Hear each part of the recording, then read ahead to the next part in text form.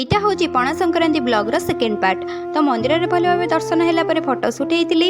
ଘରକୁ ଆସି ଦେଖିଲା ବେଳକୁ ମା ଏଠି ବହୁତ ସାରା ଫ୍ରୁଟ୍ସ କାଟିକି ରଖିଥିଲା ପଣା କରିବା ପାଇଁ, କାହିଁକିନା ଆଜି ହେଉଛି ପଣା ସଂକ୍ରାନ୍ତି। ପଣା ହେଇସାରିକି ଠାକୁରଙ୍କୁ ଭୋଗ କରାହେଇଗଲା। ତାପରେ ସମସ୍ତେ ମିଶିକି ଗ୍ଲାସ୍ଟେ ଲେଖେ ପଣା ପିଇ ଦେଇଥିଲୁ। ଆଉ ପଣାଟା ପୁରା ଟେଷ୍ଟି ହେଇଥିଲା। ଦୁଇପହର ଖାଇବାରେ ଆଜି ଅରୁଆ ଭାତ, ଡାଲମା, ଶାଗ, ଆମ୍ବ ଖଟା, କଖାରୁ ଫୁଲ ଭଜା ଆଉ ଆଳୁ ସିଝା ହେଇଥିଲା। ସବୁ ଖାଇବା ଗୁଡ଼ାକ ପୁରା ମସ୍ତ ହେଇଥିଲା। 4ଟା ବେଳକୁ ମାମାର ମୋର ରେଡ଼ି ହେଇକି ବାହାରି ପଡ଼ିଥିଲୁ ଘରକୁ ଫେରିବା ପାଇଁ। ଠିକ୍ 4ଟା ବେଳକୁ ଆମର ଏଠି 5 ଟଙ୍କିଆ ବସ୍ ଆସି ଯାଇଥିଲା। ଆମେ ସେଥିରେ ଘରକୁ ଫେରିଥିଲୁ। ଆଉ ଏଠି ଆସି ଦେଖିଲା ବେଳକୁ ପୁରା ଜୋରସୋର ବର୍ଷା ହେଉଛି। ତା ପରଦିନ ସକାଳୁ ଉଠିଲା ବେଳକୁ 11ଟା ହେଇଯାଇଥିଲା। ଆଉ ଆମକୁ ଯିବାର ଥିଲା ଆଜି ଭୁବନେଶ୍ୱର, ସେ ବି ସକାଳ 6ଟା ଟ୍ରେନ୍ରେ। ତାପରେ ମାମା ଆଣିକି ମୋତେ ଦେଇଦେଇଥିଲା ଏଠି ନାଣ୍ଡି ବଗୁଲି ମିଶିରି।